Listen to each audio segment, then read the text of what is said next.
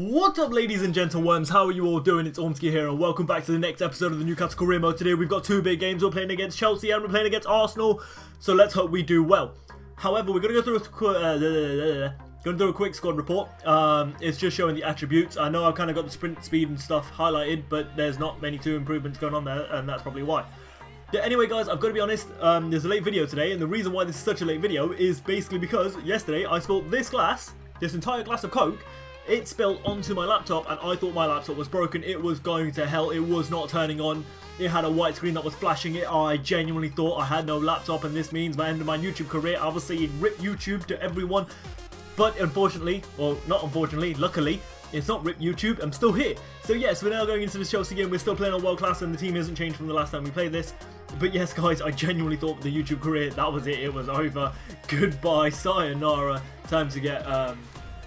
time to start doing something properly. But anyway, we end up playing this Newcastle against Chelsea match, and I've got to be honest, to start things off, Chelsea were all over me. In fact, there's quite a lot of shots in this, but there's not a lot of good shots from my team at least. But as you can see, the first two opportunities, the second one's hitting the post, and the first one's a very good save from Tim Krul. The third opportunity, well, Tim Krul kind of spills it, but luckily there's not a Chelsea striker on the end of it. However, we do have an opportunity here. Ings going up the other end, and for some reason he decides to chip the ball. What on earth was he thinking? I don't know what he was thinking. You've got to ask him. However, Cabella does play this lovely ball to Cavaliero, who does finish. Takes the near post of Courtois. It kind of goes over him. He kind of dies beneath it. I don't really know what Courtois is doing.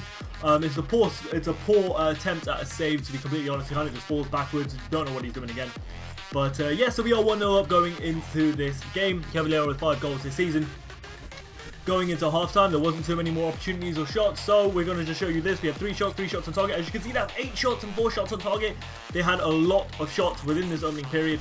They had 59% possession as well to start things off, so straight from the kickoff, really. Perez goes up the other end, he skips past a couple of people, he shoots, and it goes past the post. Like, seriously, like, come on, I kind of need some luck here. However, we do make a little substitution here. Sissoko coming on for Alex Oxlade-Chamberlain, and he's straight away involved in this next highlight. So, Sissoko starts things off by being thrown the ball to. We then have Jan Matt. Sissoko goes in the overlap. It's chipped over to him. Sissoko goes and knocks it down to Ings. Ings then plays a nice little back heel to Perez, who plays it through to even Cavaliero with a first-time shot to make it 2-0.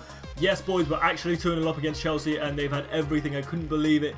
Seriously, if you had written this down on a piece of paper and like passed it to me trying to play Chinese Whispers, I still wouldn't have believed it. I have no idea what's going on, and I would have changed the word. But Sissoko then goes at the other end. Ings does have a beautiful little skip in, and then he hits the keeper. We then have a third attempt with Ings. He runs through. He has a nice little run, LTRT dribbling, and he shoots. Really, really late.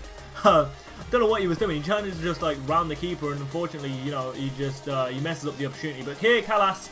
He's on the other side of the pitch. He plays the ball to Eden Hazard with a beautiful turn. He hits the post, and Oscar is there to make it 2-1 in the 90th minute. They do get themselves a consolation goal. Doesn't really mean too much. As you can see, Oscar was really happy with it. I wasn't too happy with my defense because they're all over the place. But yes, Oscar does make the score line 2-1. Krul really, I think, should have made a save, but he didn't. As you can see, in the end, there was actually a lot of opportunities and a lot of shots, but the shots were really weak and they were kind of useless. But yes, going into this next game, Arsenal do lose to Stoke, I believe, so we are now 4 points up with a game in hand. However, our next game is against Arsenal. Now, honestly, guys, this is probably the hardest game I've had to play this season. And you guys are going to see exactly why. With this opening opportunity, there's some beautiful passing going on. Ramsey, he plays it back to Welbeck. Welbeck's going to go to Cazorla, who plays it back to Ramsey, who hits the post. Like, this was literally in a minute and a half. So now Welbeck has the ball, plays it to Ozil. Ozil, look at this pass. This pass had to be the best goal I have seen on this FIFA, let alone just any other goal on Ultimate Team or anything I've seen. This goal was absolutely beautiful and amazing. Welbeck here plays it to Ozil. Ozil back heels it straight to Welbeck with a first time finish to take it on the near side of Krul. Krul can't do anything about it, unfortunately. And yes, we are 1-0 down within like something like 4 minutes. This game is already completely against this. This is a really hard game, I'm not going to lie. So, Squiglio does get booked here. He just, I don't know what he's doing on that side of the pitch to start things off, but we do have Ozil here on the ball. Ozil is going to pass it out wide to Monreal. Monreal with a great bit of dribbling to take it past 2 players. Plays to Welbeck, back to Monreal. Monreal then to Cazorla. Actually, it was Cazorla he played it to originally, and Cazorla does make the goal, does score the goal and makes it 2-0. So yes, we're going into half-time. As you can see, we've not even had a shot on target. That's how awful this is, and they've had 61% of the ball. However, Cabella start things off. We have Ings, and this basically just sums up our game. We play the ball in, and Oxlade-Chamberlain just gets shrugged off it, but Oxlade-Chamberlain here with a great little turn, plays it to Perez, who shoots it straight at Ospina. This is literally our game. We do end up making 3 substitutes here, but that was literally our game. We couldn't do anything. I couldn't break Arsenal down. Arsenal were just breaking us down. It was a really horrible game to play. There were some beautiful passing moves going on with Arsenal, but again, nothing we can do. But here, the ball gets thrown back to the goalkeeper. The centre-back intercepts it, and Krul just runs out like a headless chicken. I don't know what he's doing. It's kind of just... I don't know, it's like an ISIS execution. It's genuinely just like an ISIS execution. The goalkeeper's just lost his head, and Giroud has actually just chipped it over him and scored. Of all people, yes, it was Giroud as well. They then have another opportunity with Cazorla here on the ball, who passes it to Walcott, and Walcott shoots and hits the post.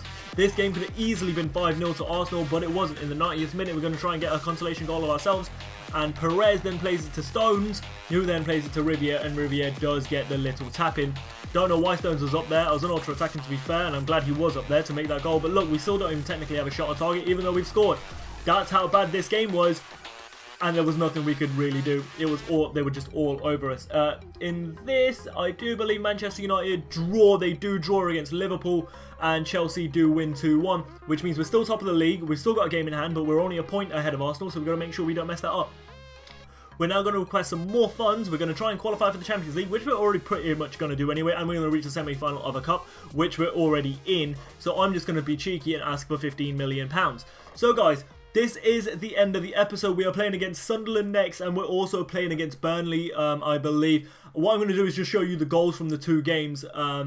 But yeah, so guys, if you click over to this box, there's actually a little introduction video into my next video, or my next series, as to what I'm also going to do alongside this one. And it's actually like an ultimate team, but in seasons, and we're going to play against each other, make some custom squads, etc, etc. It all works on a draft pick. Go check out that video so you know exactly how it works. But thank you very much for watching this, guys. I hope you have enjoyed the video. If you have, then please do smash it with a huge thumbs up, and also subscribe if you haven't already. Again, thank you very much for watching, guys, and peace.